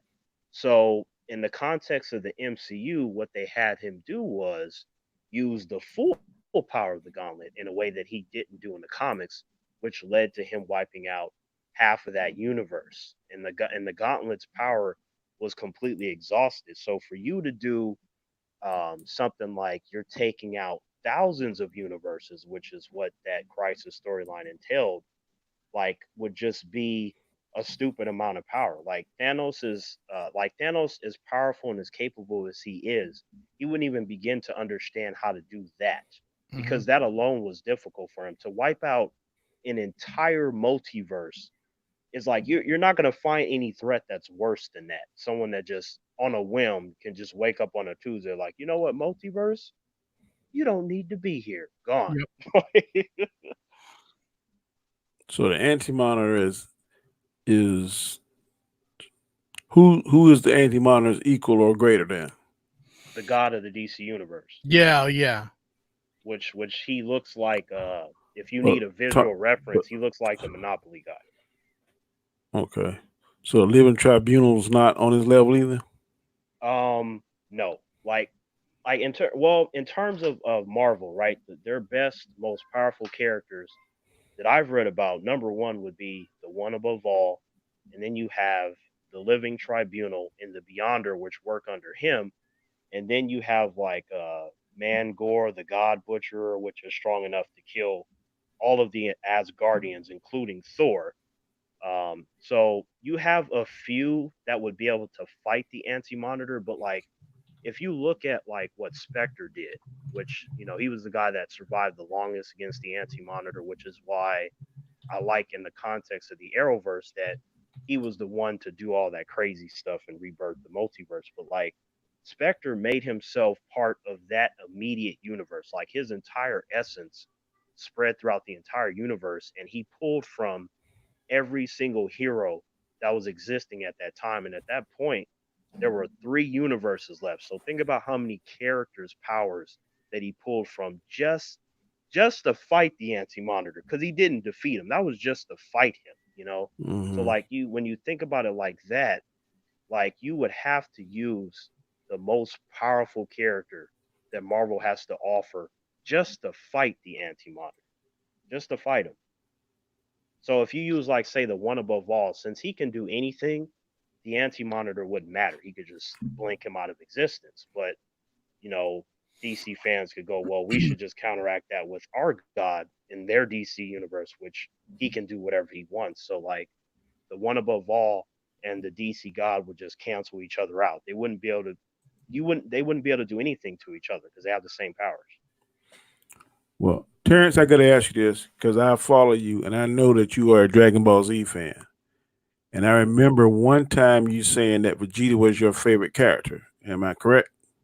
Correct, correct. So, Vegeta, Ultra Instinct, a sack full of sensu beans. Does he hold a candle to Superman? Um, the answer is no, and I'll tell you why. Because like if we look at Goku, right? Goku himself is not powerful enough to be Superman. Like if you give Goku or Vegeta the ability to constantly regenerate, then I would have to ask: is Superman just fighting them to hurt them, or is he fighting to kill? Because if Superman is fighting to kill, say Vegeta in this situation, he would not have the time to use a sensu bean or some kind of regenerative chamber. So it really just depends on who's writing the story and how they write it. Like if you get someone that's not biased towards either side, then what you would have is Vegeta and Superman going back and forth when they collide punches, whether it be fist connecting to fist or them body shots. The ripple effects would end up destroying any nearby planet. They would just shatter to pieces. Like so that anyone in that respective universe would be aware, assuming that they didn't get vaporized by being in the general vicinity, they would be aware that two powerful beings are going at it. So if Superman at that point decides to kill Vegeta, then he's in trouble. But if they're just fighting, Vegeta would be able to last for a little while before he's ultimately killed by Superman. Okay. Sean is like, yes, I told you, Danny. Well, I mean, you just I've always maintained that you just have to take and factor in Superman's speed, because if they're going for the beans and Superman sees it, Superman is almost as fast as the Flash. He can get to you and take those beans from you before you even get the sack open. Yeah, but Goku got instant transmission, and that's just as fast. I mean, at Ultra is. Have you seen Dragon Ball Super, Sean? I've seen some episodes of Dragon Ball Super. Okay. Yes, you need to see when he gets Ultra Instinct, and just imagine now when Goku and Vegeta join together, their power and strength and speed, everything triples, doubles, quadruples exponentially. So just imagine Goku at Ultra Instinct, Vegeta at Ultra Instinct, and they combine by either their earrings or they combine by the fusion dance. Right. That'll be a hell of a being, whoever it is. That would be a hell of a fight. But Danny, I mean, because you said that, I gotta say this now. Like if they do like a fusion, whether they're Gogeta or Vegeto, now that would be a better fight than Goku or Vegeta just by themselves at whatever Ultra Instinct, Super Saiyan Blue, like whatever form they want to go individually. That would be better than like just Goku or Vegeta by themselves. So that would actually, Danny, that would allow them to last longer. That's all that would do. I don't know, boy. Ultra Instinct, I'd hate to see that'd be a nasty fight. Well, I mean, that would probably end up being almost equivalent to the fight that Superman had with Doomsday. Superman would be all tattered and bloody, and he may have be put into a state of stasis again, but after defeating them, so he might be gone for a while as he regenerates. But I mean, there is no official level to Superman's power. I mean, where Goku and Vegeta, they have pretty much levels where they can cap off. Superman doesn't. Superman is as powerful as he needs to be in the moment. We don't. Right. I know. Like I know what you're saying on that, but we haven't seen the upper limits of Ultra Instinct. Well, true. Goku in his base form, or even at Red or whatever, I concede Superman to give him, but I'm not going to concede here and sit here and say Goku in Ultra Instinct form fuses with Vegeta in Ultra Instinct form, and he got Goku powers and Vegeta powers, because he could theoretically instant transmission Vegeta to somewhere with a red sun. I mean, Superman. So yeah, but again, but Danny, to be fair though, Death Battle did cover this twice. Huh? Death Battle did cover Goku versus Superman twice. I saw that. They did the second one because there was a lot of information. I saw the first one. I didn't see the second one. The second one was good too, but you have to remember that just because Superman is in an environment with a red sun doesn't mean that his powers automatically go away. He has his powers for quite some time before they deplete. Yeah, it actually takes a few hours for him to be completely defenseless. But here's the thing, though. When Danny, when you were telling Sean that he needs to watch it, sure, in the sense of like seeing it, because you really do need to see it, just to be able to compare that particular set of notes. But like near the end of that, we saw that Goku was depleted of energy. Like when Goku and Vegeta, when they took on Jiren in that tournament of power kind of thing, and all the universes were on the line, there were Mhm. multiple points where Jiren could have beaten Goku and Vegeta. To me, the only thing that saved the both of them was plot armor. And like at a certain moment, Vegeta was actually stronger than Goku. Like whenever Vegeta gets stronger than Goku, it's just like a small gap, and then Uh-huh. Goku just surpasses him because he's Goku, which Yeah. tends to irritate me sometimes. Like, man, stop doing Vegeta like that. Give Yeah. him the respect he deserves. I Like, agree. but I agree with you 100% on that. but Vegeta gave Goku the rest of his energy so Goku could continue fighting Jiren. So and then we saw that Vegeta was depleted and we didn't think he had any energy, but he did. And that little bit of energy that he gave to Goku allowed Goku to continue and ultimately beat Jiren. So we have seen the likes of Goku and Vegeta get depleted of energy. We've seen them tire and they would go down to the next transformation, like, oh shoot, he's a little weaker. You see the energy kind of going down. And then at different points it gets bigger again based off of, like you said, if they have a sensu bean or they have a little bit of breathing room, right? And we've seen in like Dragon Ball Z where Goku was going to get the sensu beans and Vegeta chopped him in the back of his neck. And that was strong enough to knock him out. Like you could never, ever do something like that to Superman. You can't come up behind him and chop him in the back of his neck and he just gets knocked out. If you're powerful enough, if you do that to Superman, you would knock him through 10,000 buildings, but at that point he's going to be really pissed and get up and punch you through like 40,000 buildings. So I've seen Goku get knocked out from a chop. I've seen him almost drown underwater. He gets depleted fast. At one point he had a heart condition. Like these kinds of weaknesses, if you will, or setbacks, that doesn't happen with Superman. Like it takes him a lot to get tired. Like you would have to be like what Doomsday did, which is why I don't think that Vegeta and Goku would push him to the limit that Doomsday did. Because in order for Doomsday to fight Superman in that storyline, at that moment he had to be on a similar level as Superman with Superman at base form until Superman got mad and he did his Superman power boost, also known as cheating, to beat Doomsday. So yeah. Okay.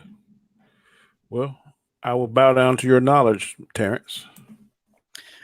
Terrence knows way more about it than I do. But I mean, Superman. I mean, I know there are a lot of Superman haters out there, but I mean, you I'm just not have. a hater. Oh, I know you're not a hater. I know you're not. I don't read the books because that's why I do my shows. I base my opinions and statements on stuff that I see. Because everybody, I think there are more fans that see these things than read the comic books. So I can't Right. talk intelligently on comic books because I read some when I was younger and I Sure. read some now, but I mainly watch stuff, and that's how I learn about things. And Yeah, just but watching that's where the my disconnect comes from, though, because like especially inside. Let me use the MCU as an example. Thor has beaten Thanos at least 2 times that I can think of by himself. see that's one thing where I think But that's not Kevin most of the Feige dropped time the though. ball. Kevin But Feige dropped the ball because the only reason why Thanos, in my opinion, got so big and bad because Odin died. And from Yeah. what I've read on Wikipedia and different books, Odin and the Odin Force would be strong enough to defeat Thanos. Mhm. And then once Odin died, that Odin Force power should have transferred over to Thor, which should have made Thor strong enough to defeat Thanos, but Marvel didn't see it that way. Well, I mean, it sort of did though, because remember in Endgame when you got the beard and all that kind of stuff, that's Rune King Thor. That's exactly what you're talking about. Like that was actually one of the moments in the theater where I left my seat and I stood up and the whole hands on your head, like, oh my god, did they just do that? Rune King Thor is stupid powerful, but like But he has to. they didn't match his power level in the movie though. That's the thing. No, they didn't. Like in the context of the movie, he was maybe at maybe 40% of his power. But here's the thing though. If Thanos has the gauntlet, Thor can get snapped away. It doesn't matter what form he's in, right? But like Thor has beaten him in the comics with the gauntlet before. No. In that Infinity Gauntlet storyline, Thor was not even in that storyline. Like No, that was I'm not talking Thor. about the Infinity Gauntlet storyline. There have been two comics that I have seen. Maybe Thanos didn't have the gauntlet. Maybe I'm mistaken, but he did. Thor beat Thanos by himself. Now Thor got the crap beaten out of him, but but Thanos eventually fell. Okay, but you can't. Here's the thing about comics: you cannot go off of a couple of feats because guess who else beat Thanos in a random comic? Squirrel Girl. So that's laughable. Like I know. But you have to look at what would happen 99% of the time. Was that a what if or something? Because that No. can't be. Oh my god! It wasn't. It's not like canonical, meaning that if you put Squirrel Girl against Thanos 99% of the time, like she's gonna get snapped up. Yeah. So in the case of Thor, like you mentioning that Thor beat him in a couple of comics is not really realistically what would happen most of the time. And like in the context of if he has all the Infinity Gems, you're in that storyline. Let me tell you what Thanos did with that. This dude, he took out all the Celestials in under 2 minutes. This includes Galactus, by the way. Like he literally beat them up, turned them into stone, and snapped them away. Like he picked up entire planets and was throwing them at the likes of Galactus and Silver Surfer, while only using 30% of the Gauntlet's power. Like he just wrecking people. Like even like someone like Scarlet Witch, which is you you really got to know this character because when she lifted Thanos up, that was a good scene because she's actually one of the few that could beat him if. And the ifs are very important, and the ifs come from what comic books are you talking about? Because if you're talking about like the House of M, where she like took away all of the mutants' powers throughout like the universe and the multiverse kind of thing, that Scarlet Witch could beat Thanos as long as he doesn't have the gauntlet. But if he has the gauntlet, her taking powers away throughout the multiverse doesn't matter because he could just snap her away. Right. The fact that she did so well against Thanos and But I thought her power was like what you call it, like the bad luck power in the comic books, not like she got in the movies. What she has in the movies is different than what she has in the comics. Because in comics, she has like that kind of like that Black Cat power. Like right. she can They whatever. went with the more upgraded one, Danny. Like they because they kind of like because you know how the MCU they couldn't rely on like the mutant heritage in the MCU at that point in time, so they had to because they veered off because she got her power from that Infinity Stone from the Tesseract, right? Yeah, the Tesseract, right.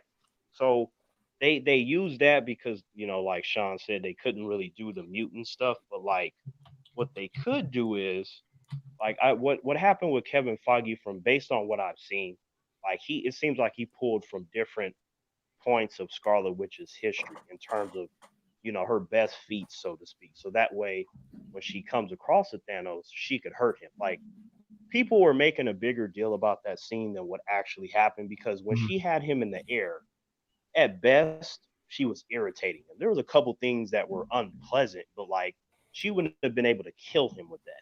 Like, and then in terms of keeping him up in the air indefinitely, which is what some people were implying, no, she would have got tired. So she would have. She has her limits, but I mean, right.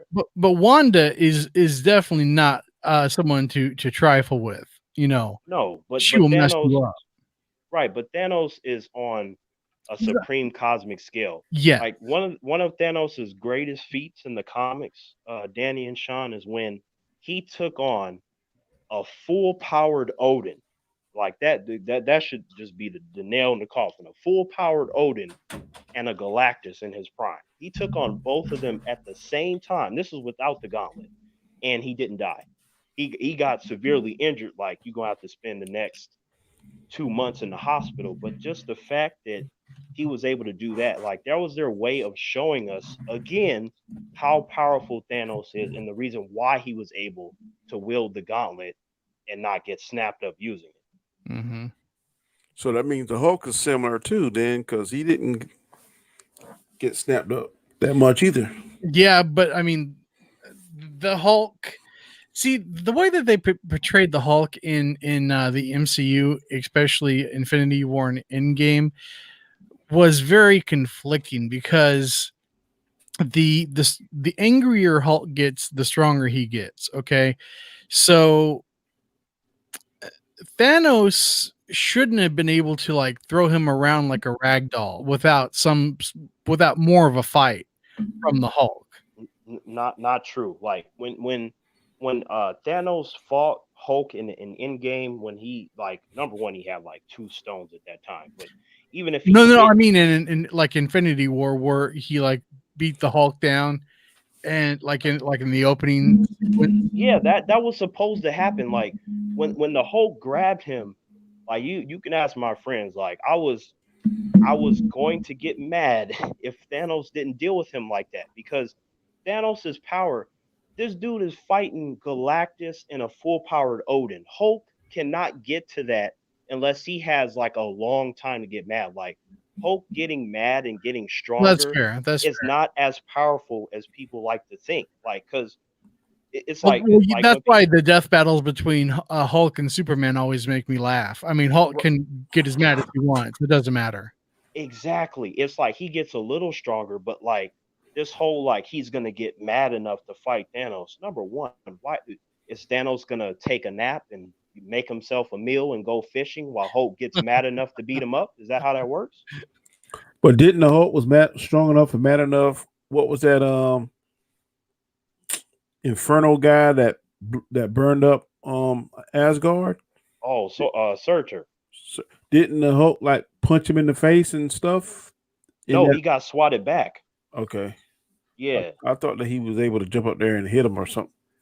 No, he got swatted back. Like if he would have tried a couple more times, he would have been able to hit him. But like Searcher in that form was just too powerful for that Hulk at that moment. Like I know people are gonna be like, what about World Breaker Hulk? I'm like, okay, you're you're talking about a Hulk in a certain moment to where he has to get to that power. But like realistically in these situations, he's not gonna be like that. And in No, terms of Thanos, I'm like, yo, if you would have had Thanos get beat up by Hulk in that moment, nobody, and I mean nobody, I mean even the people that don't know anything about the comics, they would have never taken Thanos seriously ever in any of those movies. The best thing that you can do is show the average moviegoers, which make up most of the audience, not comic book readers. If they don't go to see it, your movie's not making money, right? So in order to convince them about Thanos, who they've been hearing about, and he pops up.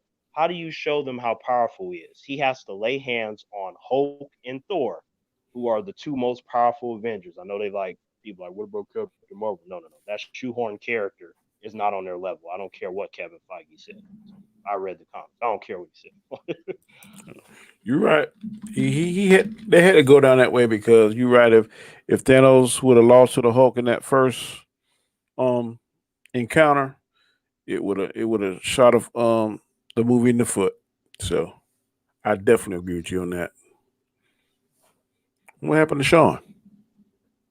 Dang, like Thanos snapped him away. Dang. You go see Bad Boys yet? Oh, absolutely, Danny, man. Was it good? Whew. Danny, let me tell you something, Danny. All right. I've I've been waiting for 17 years for that movie, man. That Yeah. that number two came out when I was in ninth grade, right? Uh huh. So for something that took 17 years to come out is great, Danny. Like they like it. it's crazy. Like I'm still shocked right now that even when you brought it up and I've had time to process it, how good that movie is. Like it doesn't make any sense, Danny. Like, Damn, you want to like go see it? I was gonna take a pass, but I might go see it tomorrow. Danny, I can't guarantee that you're gonna like it, but like, I heard that Martin Lawrence really stole the show. um, well, here's what I'll say about that. Like, if someone feels that way, I completely get it because Martin Lawrence was great in the movie, but Will Smith, Will Smith to me was equally as good. And then the villain for the movie, Danny, like their villain, this dude is badass. This dude is doing the leader of the Miami drug cartel. Uh huh. Like I'm talking about within so many minutes of the movie, when you get whiffed of this dude, you're like, I am scared for Marcus and Mike. Like, like I'm like, hey, I don't know how they're gonna beat this guy. Like villain wise, the Yeah. villain is better than the villain in Bad Boys 1 and 2. That's first and foremost. Okay. Good And deal. and then you have a good story. You still have the chemistry between Martin and Will that you know grown to love, assuming that you know Bad Boys 1 and 2, right? Uh You huh. got that, and not yet. So yeah, you got that. Man, like there is a lot of action in it that's really good. You have good humor, Danny, and and there's some surprises in that movie that's gonna really hit you. Like if you thought like it's just gonna be like this action, popcorn, nothing of substance, man, I'm telling you that's not the case. You gonna have Okay. your emotion in that movie. Okay. I will definitely go check that out tomorrow. I'm Mm. gonna invite you to what you doing Monday about 9 o'clock. Um, You have a stream plan? this coming Monday, right? Yes, sir. Um, right now I am not sure. Like I probably won't know until tomorrow night. I would imagine. Okay. If you're available, I have a stream and it's gonna be me, Sean, Chris, and Mads, and we're doing guilty pleasures Okay, okay. from 4 different genres: a guilty pleasure science fiction movie you like, a guilty pleasure drama movie you like, a guilty pleasure comedy, and a guilty pleasure superhero movie. 4 different genres, one movie each. Oh, Starts at those are 9. some good If topics, man. if you join us, I will send you the link if you can do it. Um, Oh man, Danny, respect. I mean, I got to talk to you a little bit in the comment section, but man, I like you even more now that I've yep. gotten the chance to talk to you directly. Appreciate it, boss man. Like I said, I've been following you for a minute, man. Uh, Terrence out in humans, man. And you wild on that James Bond. That James Bond stream you did. Oh, thank Man, you. I laugh at that thing all day. Man, I that's good I stuff. appreciate it, Danny. Yeah, I mean, I like your stuff too, man. thank you. But you a little braver than me. If I go too deep, man, I might lose my job. We got Hey, people that man. watch me where I work at, so I can't Right. jeopardize that. But man, No, I got I you. enjoy your stuff. Thank you, man. That means a whole lot because I mean, we might have to do a full blown stream of Dragon Ball Z because I mean, Man, I didn't see you all let me that. know. I haven't watched this last one, Dragon Ball Heroes. I keep catching 1 or 2 Oh, episodes. I haven't seen all that yet. where, where was I? I think I got up to I think it's like 17 episodes now. yeah, I want to say I stopped at maybe 9 or 10 or something. That little sucker with the Like I glasses, watched it, man, he pissing me off. right? Um, Like I can't think his name, but every time they get him, he come out with some new shit. That little wand he right, got, man, he pissed yeah, me off. right. Because it's like I mean, I watched it and I was like, certain elements were cool and Yeah, stuff because they're doing I it don't to like it promote as that game. I don't like it as good as Super, but Oh I, no, I oh got I no. gotta keep I gotta support it because man, I love Dragon Ball Z. I can't wait to do something. Yeah, but like they were supposed to they said they working on another series, but A lot of we'll people see. are trying to push Gohan up. I'm not a fan of Gohan. I want to Oh, see. you don't like Gohan, huh? I mean, he all right, but he too wimpy. He don't take his training serious. One I time, agree. I mean, if you go the way I understand it is the half Saiyans, half humans have more potential than the full Saiyans. So man, he should be kicking ass.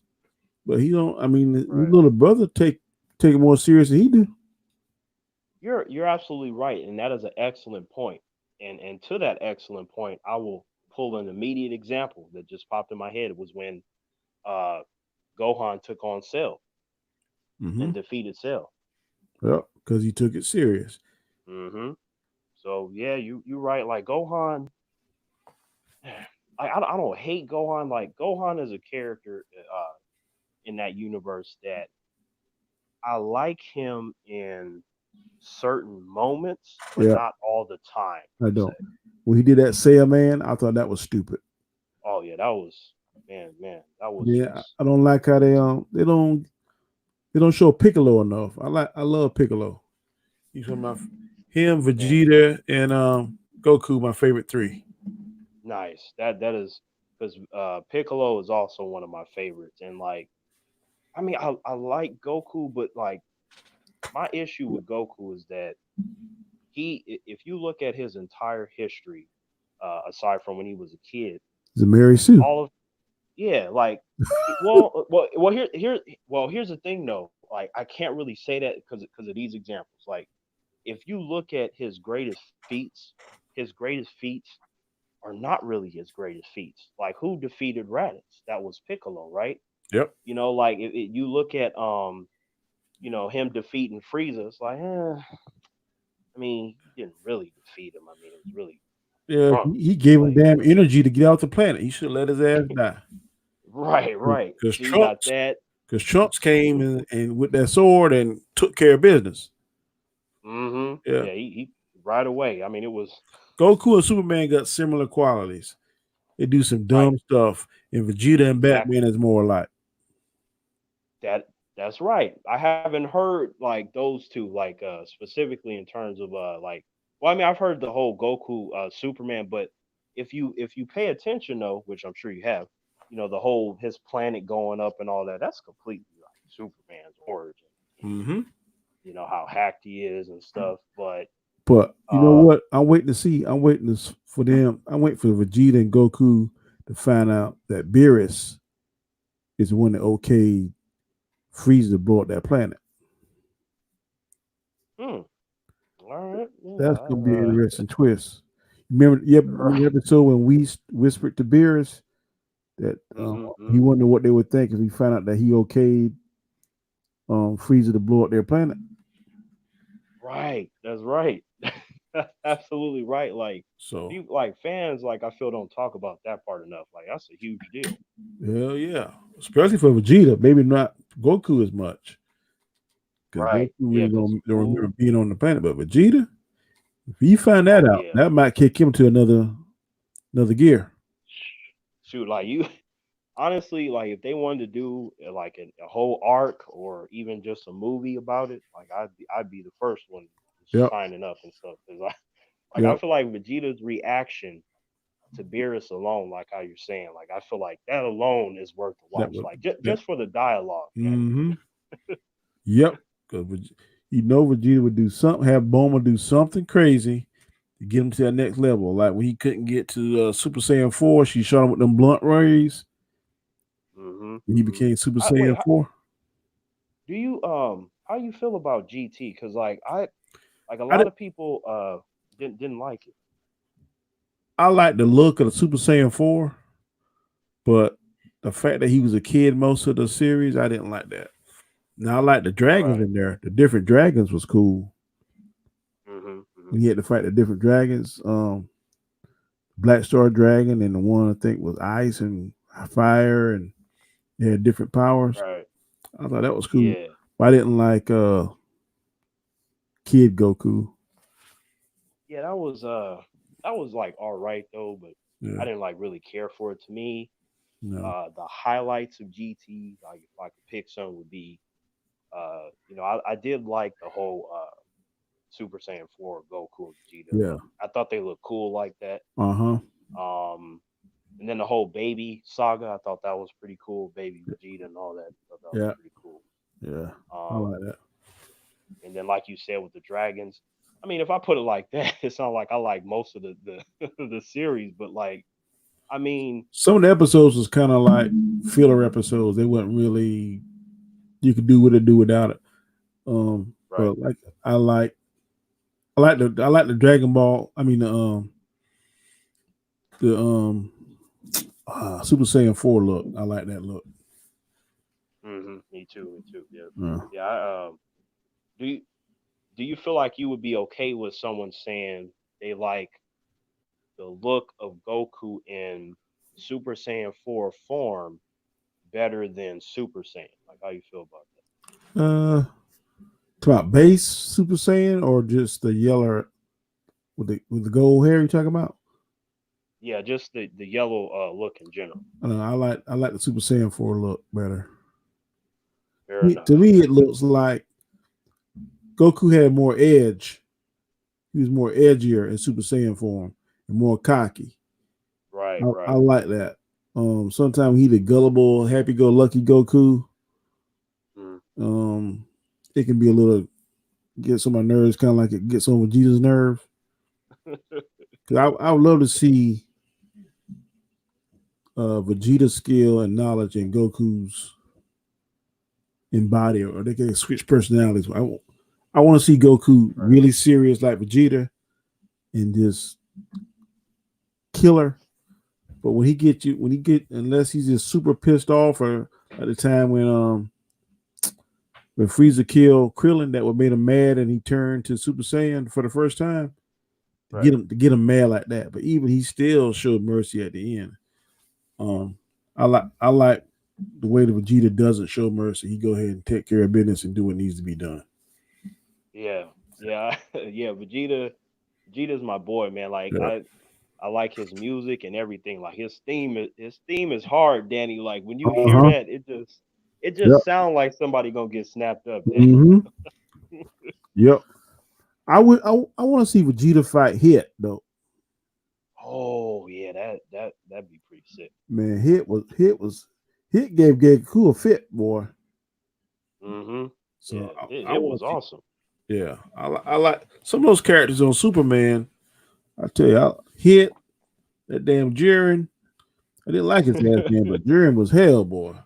Boy, I was ready for Right. him to Yeah. kick his ass. I'm trying to I forget, like I think it was probably when they first introduced Jiren, like I think that's when I became a fan of his because it was just something about him like that stood out from the other characters. Like I said to myself, this guy is gonna be a problem. I could be really wrong about that, but I think it's probably because of my own experience with, fighters that are a lot better than me, Mm-hmm. and like they had a certain kind of way about them, and each time I was right, and they just wrecked my shit, Danny. Yeah. Like, but Hey, and so yeah, I'm glad you bring that up. Have you seen the new I don't know if it came out yet. IP Man or Ip Man? I did. Number four, yeah, Yeah. absolutely, Is it out yet already? yeah. It It came out on Christmas. must be in some theaters because it's not where I'm at. I want to see that, man. I am a big fan of Ip Man. Oh yeah, yeah. You man, like This is the one with it's Bruce Lee something on it, right? about that ending. Yeah, it's something about that ending, Danny. Like, cause I mean, number four is like you still get the elements that you like from the other three movies, but I mean, what they do with Bruce Lee in there, because he's in there a little bit. Uh-huh. The guy playing him, like he has some good scenes, and the whole scene between Scott Atkins versus Donnie Yen, that was off the charts. um, and then you got the story and stuff that leads up to why Donnie Yen is fighting Scott Atkins, and it might surprise you because to me, when I watch a martial arts movie, I'm not expecting Oscar stuff, right? Yeah. I'm I'm mostly just looking for really good fight scenes. Like if you can give me a good story and good acting, then to me I consider it extra because that's not why I'm watching a martial arts movie. Yeah. So if Scott you can Atkins do is hell. that, yeah, man, that I tell dude. you, I watched all four Undisputed, and that last one, Boyka, that sucker is hell in that one. Yeah, man, I just He wanted to play Batman. right. And did you see his? I It's saw like his. maybe a He's in a minute long, hotel. Danny. Yeah. Man, I wouldn't mind seeing that. I don't know if he could pull off the Bruce Wayne side of it, but he damn sure could be a very violent ass Batman, buddy. That's exactly what I said. I think we're on the same page. I was like, you know what? I saw the audition tape thing. Actually, no, Uh-huh. it turned out it wasn't an audition. He was just doing that, and it In kind his of room. like Yeah. leaked out there and stuff. But like, I was like, okay, if they were like tomorrow, Scott Atkins is Batman from a badass standpoint, nobody would have anything to say. Like, and No. if they did, I'm like, did you not see Undisputed 2? The rest of them, Oh, Ninja, like anything that he was in, man. like Scott Atkins ain't no joke, man. That sucker is. no. And I'm gonna tell you, I know you saw it, boy, but Blood and Bone. Oh yeah, Oh oh my yeah, god, absolutely. that's those are my two favorite, man. Boyka and Blood and Bone. Could you imagine Michael J. White as Black Panther? Oh shoot, I can, and actually, you know what's cool about you saying this, Danny? Like, I remember when Kevin Feige had announced that they were doing Black Panther before he, brought Chadwick Boseman on stage. Like, Yeah. there were a lot of people mentioning Michael Jai White. Hell yeah. So I was like, yo, like, I'm like, okay, like as an actor, he all right, but like T'Challa's personality can lend best to Michael Jai White to where he doesn't necessarily have to be the best actor, but like his whole like his composure, his Hmm. build, his Yep. ability to fight, like them fight scenes would have been next level if Michael Yeah. Jai White was Yeah. Black Panther. Yeah. Man, I think he would have beat Killmonger without that, even without his Black Panther powers, Oh if it shoot, was Michael Jai right. White.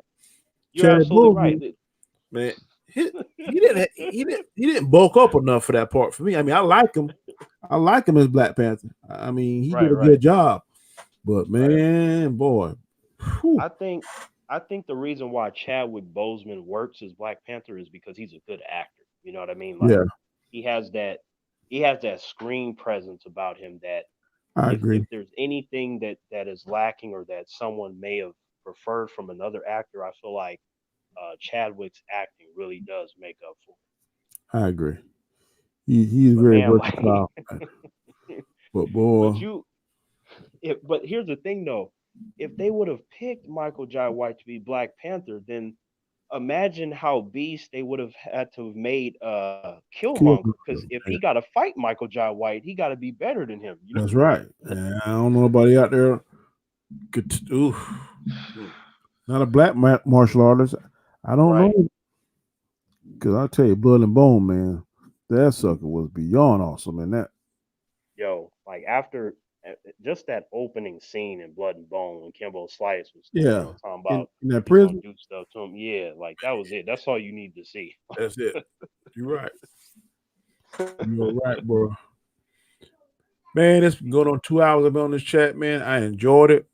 We definitely gonna get together and do Dragon Ball Z. But like I said, you get an open invitation to my show on Monday, Thank and you. then I'm glad we finally able to get together. Cause like I said, I've been following you for a minute, man. And, your material, man, is on point. You Thank say you, what I man. want to say sometime. Yeah, but I be getting that a lot. They're like, man, Terrence, like Hey, you really be going into boy, stuff, and I'm you like, went man, in. it's just Boy. You went in I on that just James Bond, boy. I watched yeah, that thing I back to back twice. thank you. Yeah, but I just like to, speak from the heart, and whether it be like if I'm being funny or if I'm just talking about anything, because I think that it's important. I do it for fun, but I want the person watching knowing that, like, yeah, man, Terrence is, Huh. he Hey, gonna let you know. that's right. So, Hey man, I ain't mad at you at all, man. Not at all. But like I said, Monday, you're welcome. I'll shoot you you on. I got your Twitter. I don't think I got your DM. I actually don't have a Twitter or a Facebook. Yeah, I have an email though. Okay. I'm gonna end this, then we can talk. This stay on after the chat. Okay. All right. Okay, people. Thanks again for joining my show. Those of you that came in, I appreciate it, man. If it's the first time coming to my channel, please subscribe to my station. I ask you to also please hit notification bell because I don't want you to miss any material that I upload in the future. And third, I'm going to ask you to smash that like button and please leave me a comment. Your comments are very important to me. I try to answer each and every comment that you leave because I'm interested in what you got to say, and also that provides me for future material to upload. So again, thank you for joining me on my channel. Thank you, Terrence, for joining me. Terrence, before we get off, tell the people where they can find you at. Oh, hey, what's going on, humans? My name is Terrence, and you can find me at Tremaine Terrence. Is the name of the channel, and if you go over there, there are more than 8,000 videos for you to choose from. Yes, they are. Just so many different topics: movie reviews, reviews for TV shows, sports. There's political stuff on there too. I mean, there's so much stuff for you to choose from. So if you go over to Tremaine Terrence, just see what you like, and just remember, I'm gonna tell it and keep it 100. So Yes, you, if you don't like that, then don't go over there that's because right. more than likely I'm gonna say something and you're gonna get mad. But it is what it is. I gotta Hey. be honest. Like I'm not doing it for clicks. I'm doing it for fun, and it is what it is. So if that sounds good to you, go over to Tremaine Terrence. All right, Tremaine. Thanks, man. Like I said, just hold on when I get off here. But thank y'all, man. Y'all have a good night. Peace.